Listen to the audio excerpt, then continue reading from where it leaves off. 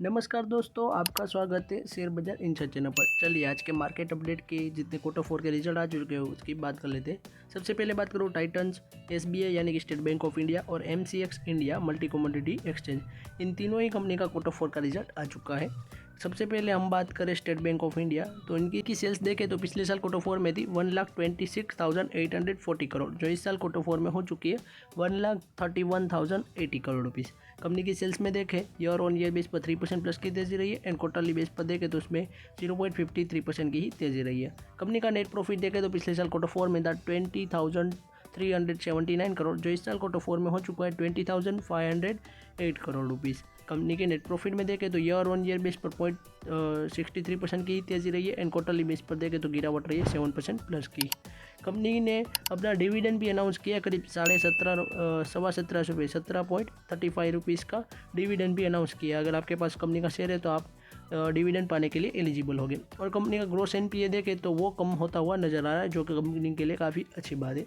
मेरे हिसाब से देखें तो कंपनी का रिजल्ट इतना अच्छा नहीं आया है और इनका ग्रोस एनपीए थोड़ा कम होता हुआ नज़र आ रहा है, जो कि कंपनी के लिए काफ़ी अच्छी बात है।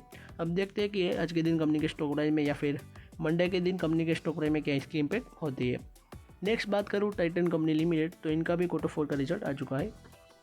कंपनी की सेल्स देखें तो पिछले साल क्वार्टर फोर में थी 14,916 करोड़, जो इस साल क्वार्टर फोर में हो चुकी है 26,920 करोड़ रुपीज़। कंपनी की सेल्स में देखें तो ईयर ऑन ईयर बेस पर 80% प्लस की काफ़ी अच्छी तेज़ी रही है एंड क्वार्टरली बेस पर भी देखें तो उसमें भी 5.92% की अच्छी तेज़ी रही है। कंपनी का नेट प्रॉफिट देखें तो पिछले साल क्वार्टर फोर में था 871 करोड़, जो इस साल क्वार्टर फोर में हो चुका है 1,479 करोड़ रुपीज़।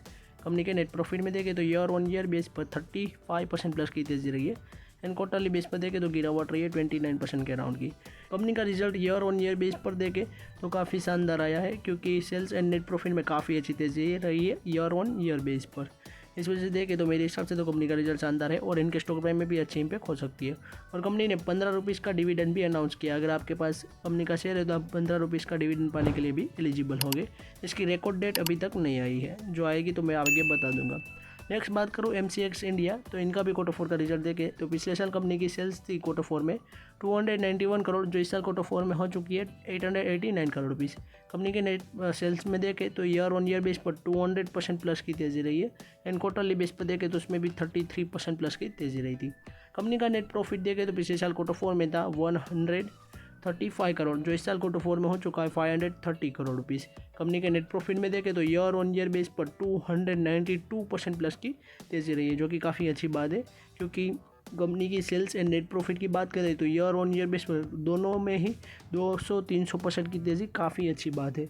इस वजह से देखें तो कंपनी का रिजल्ट मेरे हिसाब से काफ़ी शानदार आया है और इनके स्टॉक प्राइस में भी शायद से अच्छी इम्पैक्ट पॉजिटिव इम्पैक्ट दो हो सकती है। तो आज की वीडियो की बात करूँ तो हमारी यहीं तक थी। ऐसे ही वीडियोस देखने के लिए हमारे चैनल को सब्सक्राइब कीजिए और बेल आइकन को ऑन करना मत भूलिएगा। Thanks for watching.